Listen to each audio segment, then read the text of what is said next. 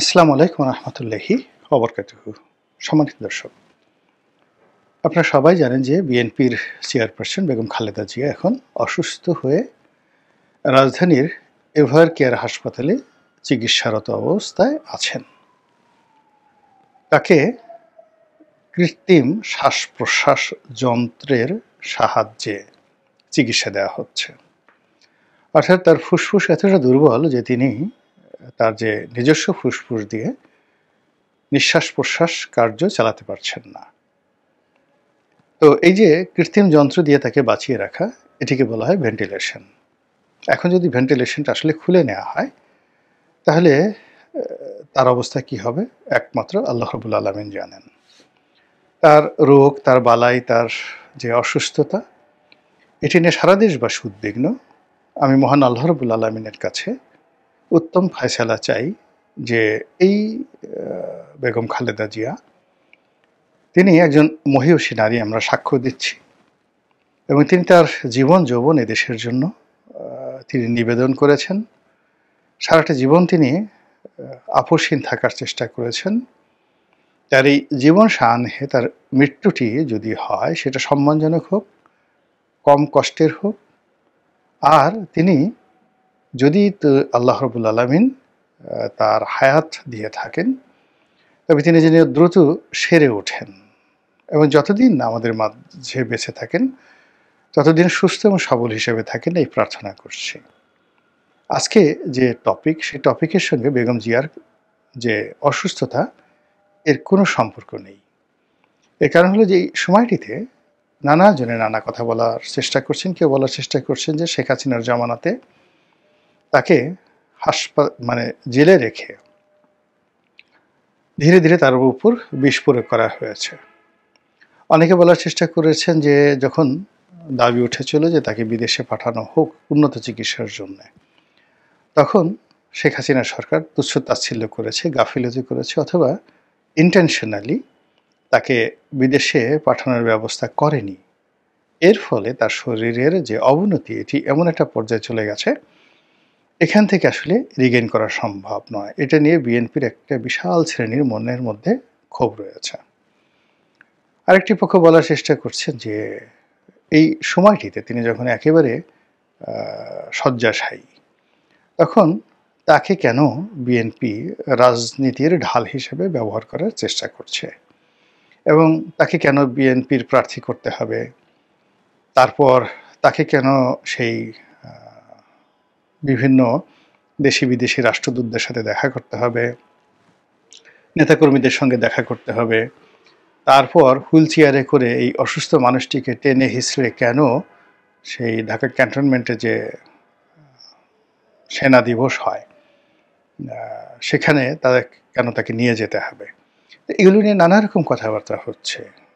কেউ বলার চেষ্টা করছেন যে ওই যে সশস্ত্র বাহিনী দিবস বা সেনা দিবস, সেখান থেকে ফেরার পরেই বেগম জিয়া হঠাৎ করে অসুস্থ হয়ে পড়েছেন। তো এই বিষয়গুলো নিয়ে বিতর্ক চলতে আছে এবং এটা চলতে থাকবে। আমি সেই বিষয় নিয়ে বিস্তারিত না বলে আমি যেটা বলতে চাই যে রাজনীতিতে সিংহাসনে যখনই ক্ষমতার পালাবদল ঘটে, সেখানে একজন অন্যজনকে মেরে ফেলার জন্য নানা রকম ম্যাটিকুলাস ডিজাইন তারা করে। যেদিন থেকে রাজ্য, রাজা, রাজধানী, সিংহাসন, রাজনীতি এই শব্দগুলো এসেছে, সেদিন থেকেই প্রতিপক্ষকে ছলে বলে কৌশলে পরাজিত করার জন্য যুদ্ধ, হত্যা, আত্মহত্যা, এরপর নানা রকম যে চক্রান্ত, ষড়যন্ত্র, প্রাসাদ ষড়যন্ত্র, এগুলো চলে আসছে। প্রাসাদের মধ্যে বিষ প্রয়োগে হত্যা করা, আততায়ী পাঠিয়ে হত্যা করা, কিংবা ধীরে ধীরে খাদ্যের সঙ্গে বিষ মিশিয়ে প্রতিপক্ষকে দুনিয়া থেকে সরিয়ে দেওয়ার যে বহুকালের ইতিহাস, সেই ইতিহাস এখনো কিন্তু থেমে যায়নি। এবং এখানে ক্ষমতার যে সিংহাসনটি, চেয়ারটি, এটি এতটা স্পর্শকাতর, পৃথিবীর সব কিছু শেয়ার করে। এমনও জমানা গেছে যখন একজন স্ত্রী 5 ভাই মিলে তারা তার সঙ্গে দাম্পত্য সম্পর্ক রক্ষা করেছে।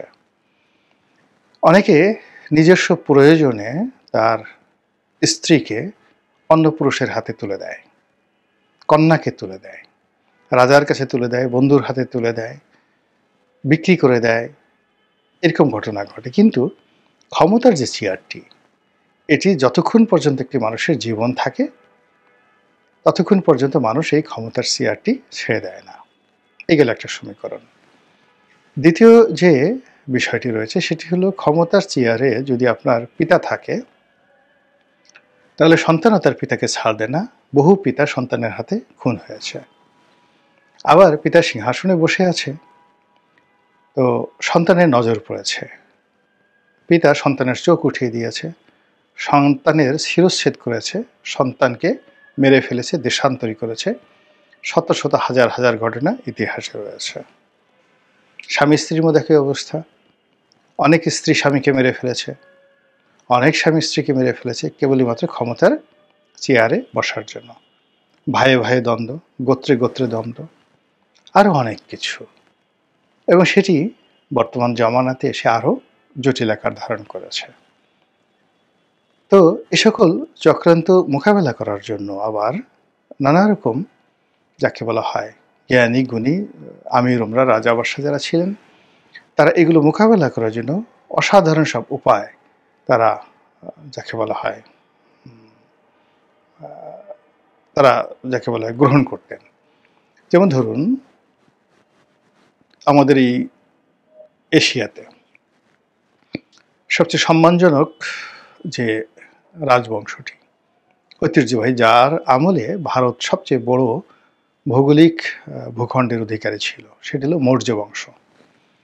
এই মৌর্য বংশের 3 জন সম্রাটের নাম আমরা সবাই মুখস্থ বলে দিতে পারি।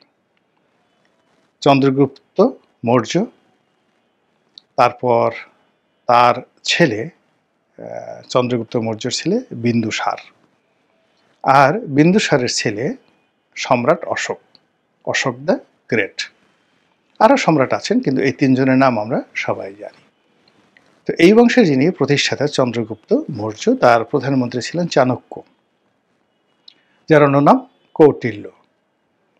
তো চাণক্য যে কাজটি করলেন সেটি হলো, তার মালিক বা তার প্রভু, আগেকার দিনে এরকম মানে রাজা বাদশাহদেরকে তার মন্ত্রী মিনিস্টাররা নিজেদের প্রভু বা নিজেদের মালিক বা নিজেদের আকা এই হিসেবে তারা সম্বোধন করতেন।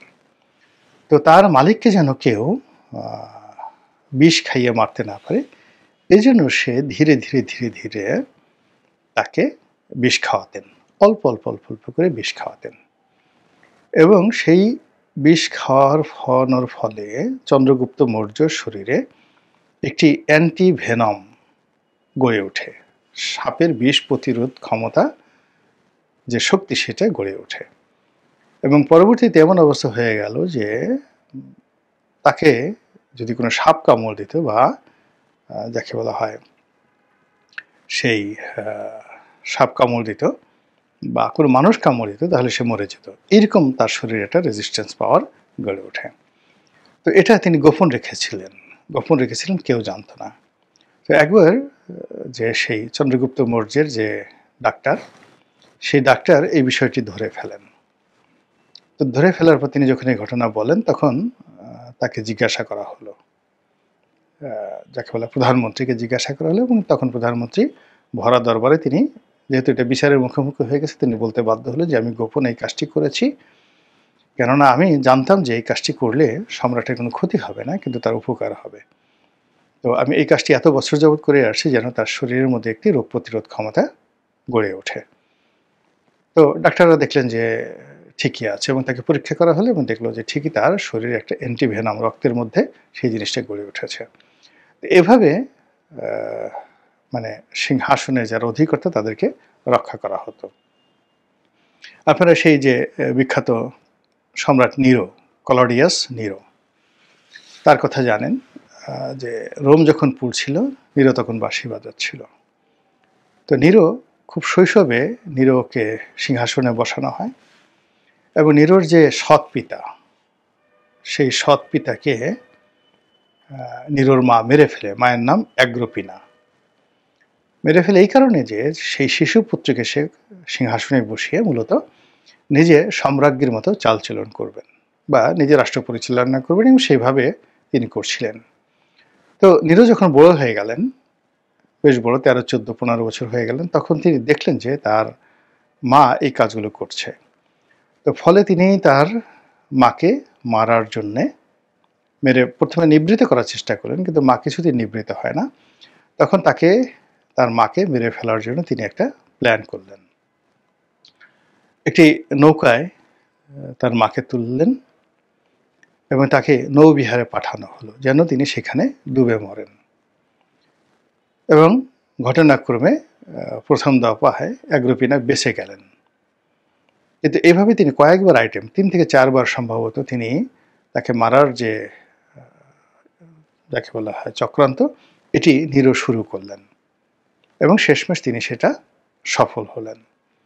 শুধু তাই নয়, নিরোর যে নিরোর শিক্ষক পৃথিবীর সর্বকালের সেরা দার্শনিক, সেই শিক্ষকের নাম ছিল সেনেকা। আর সেই সেনেকাকে তিনি বাবা হিসেবে ডাকতেন, ফাদার। সেনেকার যে স্ত্রী, তাকে তিনি মা হিসেবে ডাকতেন, নিরো। কিন্তু একটা সময় তার কাছে মনে হলো যে তিনি যে কুকর্মগুলো করছেন, অপকর্মগুলো করছেন, এটা সেনেকার শিক্ষার সাথে যায় না। সেনেকা তাকে পছন্দ করছেন না, সেনেকা তাকে অ্যাভয়েড করছেন, সেনেকা তাকে ঘৃণা করছেন।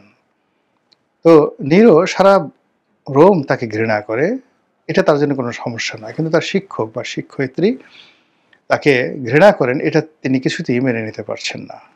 পরে তিনি সিদ্ধান্ত নিলেন যে তিনি সেনেকাকে মেরে ফেলবেন এবং অভিনব কায়দায় তিনি তাকে মারলেন। তিনি একদিন তার বাসায় গেলেন এবং তার অভিপ্রায়ের কথা বললেন যে আমি চাই যে আপনি মরে যান সসম্মানে।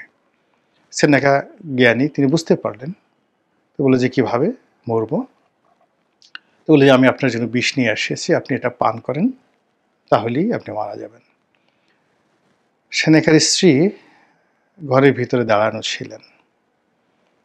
তিনি দৌড়ে আসলেন এবং বললেন যে মাননীয় সম্রাট বা জাহাপনা, আপনি আমাকেও বিষ পানের অনুমতি দিন, কেননা তিনি এই যে নির্মমভাবে মরে যাবেন, এই দৃশ্য আমাকে দেখতে হবে, আর এই স্মৃতি নিয়ে আমাকে বাঁচতে হবে। এই বাঁচার চেয়েতে মৃত্যু অনেক সম্মানের এবং অনেক আনন্দের। আপনি আমাদেরকে অনুমতি দিন, আমরা দুজন একসঙ্গে বিষ খেয়ে মারা যাব। নিরো ঠিক সেম কাজটি করার জন্য অনুমতি দিলেন। ফলে সর্বকালের সেরা একজন দার্শনিক, দ্য সেনেকা, তাকে শুধু সেনেকা বলা হয় না, দ্য সেনেকা। তো সেই সেনেকার এইভাবে করুণ মৃত্যু হয়েছিল সিংহাসনের জন্য। কাজেই রাজনীতিতে হত্যা, গুপ্ত হত্যা, পথের কাটা, সরিয়ে দেওয়া, এটি একটা চিরাচরিত ঘটনা, সবসময় চলে আসছে। সেই ঘটনার সাথে দোয়া করি যেন আমাদের এই বর্তমান জামানাতে বেগম জিয়ার যে অসুস্থতা, এই ঘটনার কোনো সম্পৃক্ততা না থাকে। আসসালামু আলাইকুম রহমতুল্লাহি ওয়া বারাকাতুহু।